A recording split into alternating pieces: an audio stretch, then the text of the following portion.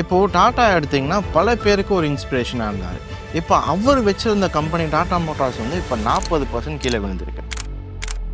So I think time being it is under correction level only because of profit booking attempts. 80% of its revenues as well as its profits come from the Jaguar Land Rover business. போன வருஷம் பார்த்தீங்கன்னா 2 லட்சம் car கிட்ட விற்று record பிடிச்ச டாடா வந்து இப்போ லாஸில் இருக்குது. ஏன் லாஸில் இருக்காங்க? இந்த லாஸ்லேருந்து அவங்க மீண்டும் திருப்பியும் பழைய நிலைமைக்கு வர முடியுமான்றது தான் பார்க்க போகிறோம். ஸோ இந்த வீடியோவில் எதை பற்றி பார்க்க போகிறோம்னு பார்த்தீங்கன்னா, ரீசெண்டாக நம்ம போன வருஷத்துலேருந்து டாடா மோட்டார்ஸ் பார்த்தீங்கன்னா கிட்டத்தட்ட 40% கிட்டே கீழே விழுந்திருக்கு. நம்ம சார்ட்டில் பார்க்கும்போது ஹை 1170 எவ்வளோ தூரம் வந்திருக்குன்னா இப்போது 671 கிட்டத்தட்ட 500 பாயிண்ட்ஸு 42% கிட்ட மார்க்கெட் கீழே விழுந்திருக்கு. இப்போ இந்த விழுந்ததுக்கான ரீசன் என்ன? இது திருப்பியும் ஏறுமா அப்படின்றது நிறைய டவுட்ஸ் இருக்குது. அதை கிளியர் பண்ணுறதுக்கு தான் இந்த வீடியோ நான் எடுத்திருக்கேன். எதனால் விழுந்துச்சு, இது ஏறதா இருந்தால் எங்கேருந்து ஏறலாம் அப்படின்றத டீட்டெயிலாக நம்ம பார்க்கலாம். ஃபர்ஸ்ட்டு நம்ம ரெவென்யூஸ் அந்த மாதிரிலாம் நிறைய விஷயங்கள் பார்க்கலாம். அவங்க ப்ரெஸ் ரிலீஸ் November 8, 2024 கொடுத்த ப்ரெஸ் ரிலீஸ் எடுத்திருக்கேன். அதில் பார்க்கும்போது டாடா மோட்டார்ஸில் வந்து நிறைய செக்மெண்ட்ஸ் இருக்குது. என்னென்னா அதில் ஜேஎல்ஆர் சொல்கிற ஜாகுவார் லேண்ட் ரோவர் இருக்குது. அது மட்டும் இல்லாமல் கமர்ஷியல் வெஹிக்கிள் சிவின்னு சொல்லுவாங்க. அதே மாதிரி பேசஞ்சர் வெஹிக்கிள் வந்து பிவின்னு சொல்லுவாங்க. பிவியில் தான் நம்ம வந்து நிறைய விஷயங்கள் பார்க்குறோம். என்னென்னா நம்ம டே டு டே லைஃப்பில் பார்க்குற வண்டி எல்லாமே பஞ்சாக இருக்கட்டும், இது மட்டும் இல்லாமல் கர்வ் இந்த மாதிரி நிறைய வண்டி இருக்குல்ல, அது எல்லாமே பேசஞ்சர் வெஹிக்கல்ஸில் வரும். அதுக்கான நம்ம சேல்ஸ்ன்னு பார்க்கும்போது ரெவென்யூன்னு பார்க்கும்போது -3.9%. எப்போ போன நவம்பர் வந்து -3 கிட்டத்தட்ட 4% ரெவென்யூ வந்து கம்மி தான் இருக்குது. இதில் பேசஞ்சர் வெஹிக்கல்ஸில் இப்போ ரீசெண்டாக கூட அவங்க ஒரு ரெக்கார்ட் பிரேக் பண்ணியிருக்காங்க. என்னன்னா ஒரு சிங்கிள் வெஹிக்கிள் எடுக்கும் போது இப்போ ஃபார் எக்ஸாம்பிள் வேகனார் எடுக்கிறோன்னா, அந்த வேகனார் இந்த வருஷத்துக்கு மட்டும் ஹையஸ்ட் சோல்டு எதுவும் வண்டியாக இருக்கும். அந்த மாதிரி மாறுதி என்ன பண்ணாங்கன்னா ஒவ்வொரு வருஷமும் அவங்களுக்கு கீழே இருந்த வண்டி தான் 40 வருஷமா ஹையஸ்ட் சோல்டு சிங்கிள் காரா இருந்துச்சு. இப்போ வந்து டாடா பஞ்ச் என்ன பண்ணிருக்குன்னா அதை பிரேக் பண்ணி அவங்க என்ன பண்ணிருக்காங்க, ஃபர்ஸ்ட் பிளேஸ் ரெக்கார்டே பிரேக் பண்ணிருக்காங்க. இருந்தாலும் அவங்க சேல்ஸ் பார்த்தீங்கன்னா -4%லாம் இருக்கு. நல்ல ஒரு ஐடியா தான். இது மட்டும் இல்லாமல் சிவி பார்க்குறோம். அடுத்த சிவின்றது என்னன்னா கமர்ஷியல் வெஹிக்கல்ஸ், இந்த பெரிய பெரிய நம்ம லாரிஸ் ட்ரக்ஸ் எல்லாம் பார்க்குறோம்ல, அதெல்லாம் எவ்வளோ மைனஸ்ல போயிருக்குன்னு பார்த்தீங்கன்னா 13%, கிட்டத்தட்ட 14% ரெவன்யூ வந்து மைனஸ்ல தான் இருந்திருக்கு. அப்போ இதுலயும் அடிதான். ஆனால் ஒன்னே ஒன்று மட்டும் புரிஞ்சுக்கணும், இது ரெண்டுத்திலும் மேஜர் அடி இருந்தாலும் ஆனால் அவங்களுக்கு மேஜராக அவங்க வந்துட்டு எங்கேருந்து அவங்க ரெவென்யூ வருது அப்படின்னா, இந்த பிக்சரை பார்த்தீங்கன்னா தெரியும். அவங்க மேஜர் ரெவென்யூ எங்கேருந்து வருதுன்னா ஜேஎல்ஆர் ஜாகுவார் லேண்ட் ரோவர் அப்படின்ற இந்த செக்மெண்ட்ல இருந்து தான் வருது. ஏன்னா நீங்கள் பேசஞ்சர் வெஹிக்கிள் பார்த்தீங்கன்னா 12% தான், டோட்டல் ரெவென்யூவில் வெறும் 12% தான் அதை கான்ட்ரிபியூட் பண்ணுது. அதே மாதிரி கமர்ஷியல் பெரிய பெரிய லாரிஸ்லாம் பார்த்தீங்கன்னா 19% தான். இந்த ஹை எண்ட் வெஹிக்கிள் இருக்குல்ல, என்னன்னா இந்த ஜாகுவார் லேண்ட் ரோவர், இதுதான் உங்களுக்கு 68%, 64% கிட்ட உங்களுக்கு என்ன பண்ணுதுன்னா கான்ட்ரிபியூட் பண்ணுது. இது நம்மளுக்கு தெரியும். இந்த ஜாகுவார் எப்படி அக்வயர் பண்ணாங்கன்னா, நம்ம இந்த ஸ்டோரியெல்லாம் வந்து மோட்டிவேஷன் ஸ்டோரியெல்லாம் நம்ம அப்பப்போ கேட்டிருக்கோம். சிம்பிளாக நான் சொல்லிடுறேன்.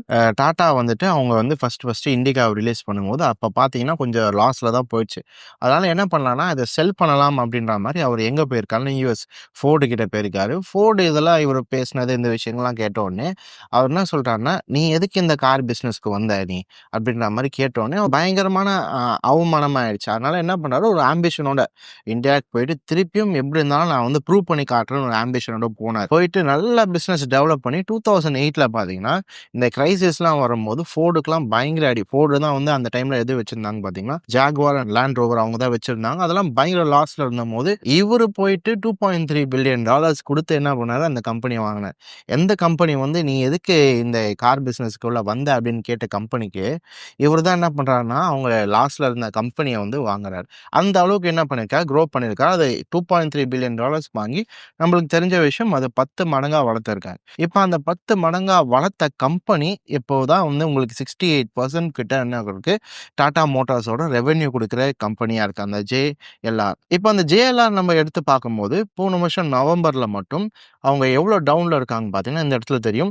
5.6% டவுன். முன்னாடியே சொன்ன மாதிரி இதுதான் பிக்கெஸ்ட் கான்ட்ரிபியூஷனாக இருக்கிறதுனால 5.6% டவுன்ன்றதுனால மேஜர் அடி. இது மட்டும் இல்லாமல் இங்கே ஒன்று கொடுத்துருக்காங்க பாருங்க. இது ஏன் இந்த டவுன் வந்துச்சுன்னா டெம்பரவரி அலுமினியம் சப்ளை கன்ஸ்டன்ட்.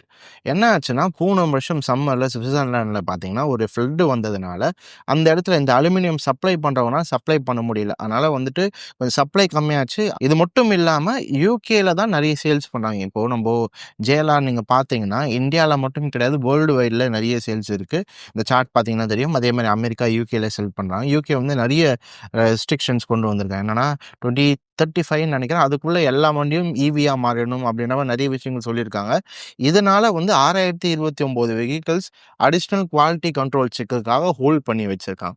இதனால தான் மேஜர் அடி நவம்பர் 8ல நம்ம டிசம்பர் அப்போ பார்த்துருப்போம். அவங்க வந்து புதுசாக அந்த ஜாகுவாரை வந்து புதுசாக இது பண்ணுறதுக்காக ரீபிராண்டிங்லாம் பண்ணாங்க.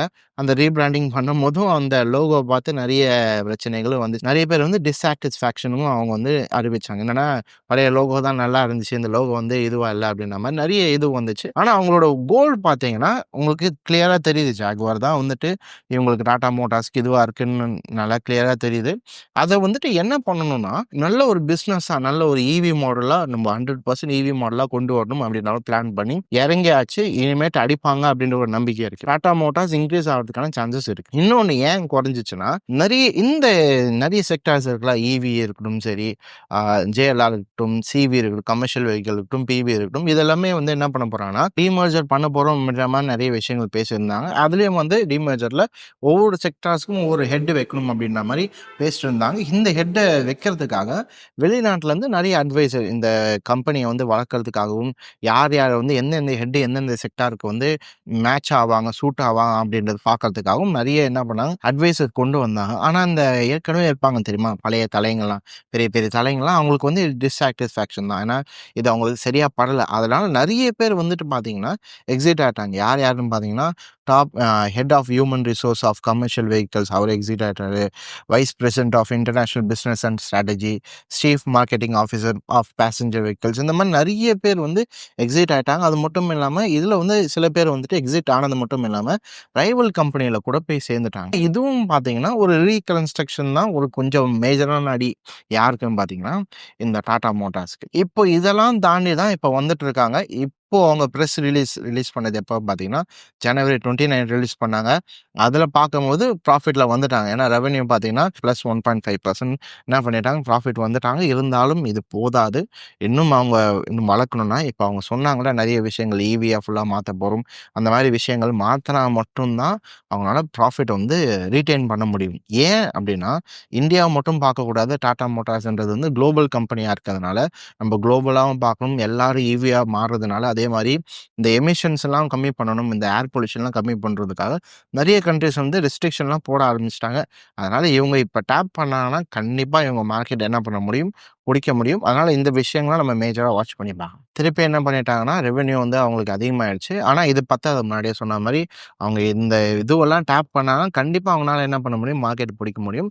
இந்த விஷயத்தில் ஒரே ஒரு விஷயம் மட்டும் புரிஞ்சுக்கணும். என்னென்னா டாடா மோட்டார்ஸ் அப்படின்னு பார்க்கும்போது நிறைய எக்ஸிக்யூட்டிவ் இருந்தாலும் சரி, நிறைய பேர் இருந்தாலும் சரி, நம்ம எல்லாரும் பார்த்து வளர்ந்தது யாருன்னா ரத்தன் டாடா. அவரோட ஃபேஸ் வேல்யூக்காக தான் நிறைய பேர் இன்வெஸ்ட்மெண்ட்டும் பண்ணாங்க. இது வந்து உண்மையான விஷயம். ஏன்னா நிறைய இன்வெஸ்டர்ஸ் பண்ணது என்னன்னா ரத்தன் டாடாப்பா அவரை நம்பி பண்ணலாம் அப்படின்றதுக்காக ஃபேஸ் வேல்யூக்காக தான் பண்ணாங்க.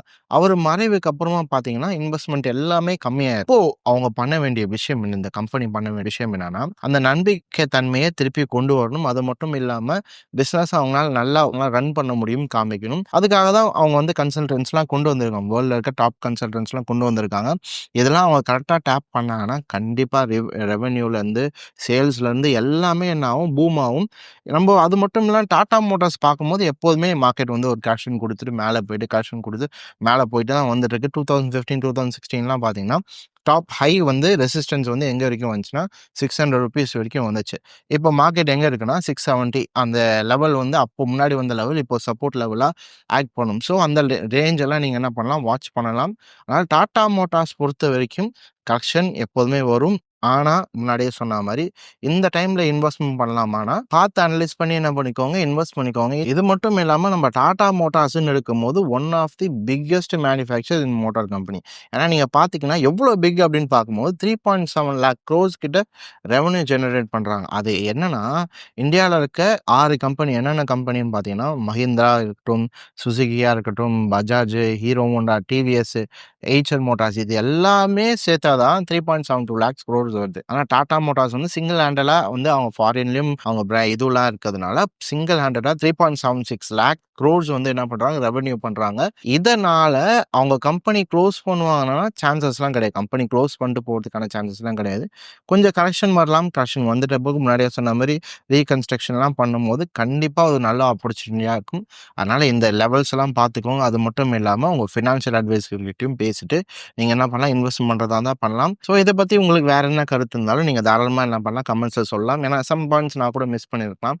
அத கூட கமெண்ட்ஸ்ல சொல்லுங்க. ஏன்னா மத்தவங்களுக்கு யூஸ்ஃபுல்லா இருக்கும். எனக்கு தெரிஞ்சு இந்த வீடியோவும் யூஸ்ஃபுல்லா இருந்திருக்கும்னு நினைக்கிறேன். இதே மாதிரி நான் உங்களை அடுத்த வீடியோ சந்திக்கிறேன். Until then, take care. Bye.